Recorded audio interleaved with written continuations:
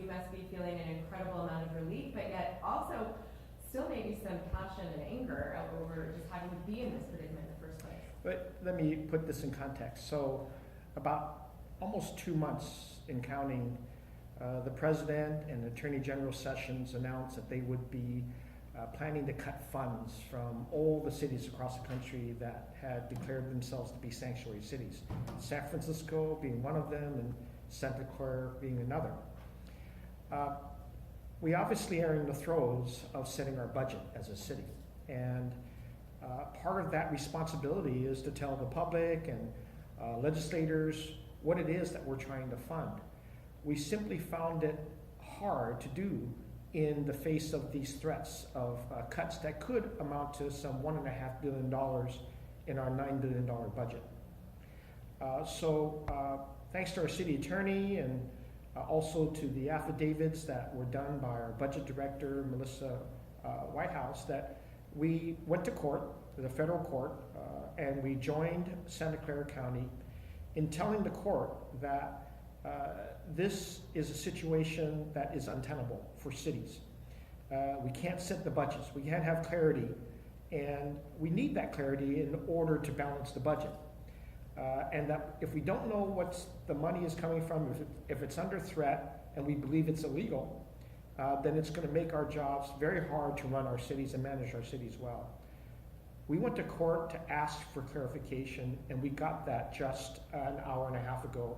And the federal judge ruled in favor of both San Francisco and Santa Clara, but they also said all cities that have maintained the status of sanctuary city can go forward and do not have to abide by this threat. In other words, they denied the federal government's ability to cut funds off willy-nilly because of the status of our cities. That's extremely helpful because the judges agreed with us that running our cities with some certainty is important as an economic management of our major cities. And we couldn't do that with this threat. So he clarified that by basically calling it not legal to have the federal government threaten these funds and withhold them for the reasons stated. There are other issues that the judge will take up in the next few weeks, but this was not just a victory for the cities, but it's also, in my opinion, it gives a little more calm to the residents of San Francisco, particularly immigrant populations. They're living in shadows. Some of them are not going to school or seeing their doctor or reporting to the police because they just don't know what's going to happen to them. And that was part of the overall threat that the federal administration had made to our cities with this cut. So we stand together and we told our immigrant populations and we told all of San Francisco, we will fight for your rights. And we're doing so in the courts, in our chambers, in the streets, demonstrating why it is illegal, unconstitutional, unfair for a federal administration to literally dictate their policy and not even abide by the law.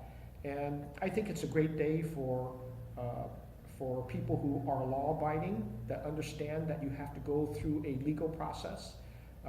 We truly believe that all the funds that we apply for, we are completely compliant with federal government when we apply for these grants and federal funding, and that we should not be under threat. And that the judge agreed with this.